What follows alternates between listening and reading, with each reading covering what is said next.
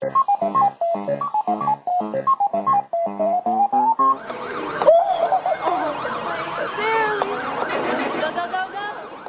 love the idea that you can come into the museum and play games. You know, what sets video games apart from other types of art forms is that it's totally interactive.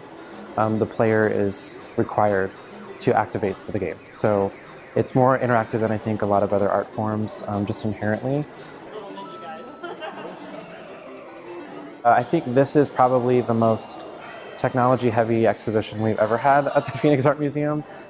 We brought in some works of art from our collection as well as some artist loans, just to connect that conversation between video game artists and visual artists and contemporary artists, to see that these things don't live in a vacuum, that there's back and forth, and that, you know, more traditional artists that we would see in the museum have been influenced by the aesthetics of video games. Bringing in that, you know, paintings, an actual video game by a contemporary artist, some Navajo weavings, just to really connect and make that connection clear for our visitors. Why do a video game exhibition in an art museum? Many of the designers in here that are now basically anonymous will probably be valued for what they've contributed to popular culture.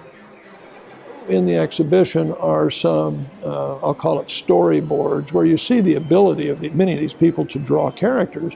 They're great draftsmen. So that kind of created bookends about things we would accept as art in the art museum, and video games is right in the middle, informing it and being informed by it. So all of a sudden you go, oh, it does belong here. So that was a very conscious effort, but we didn't want it to be so big that it took away from the core exhibition that's here for the community.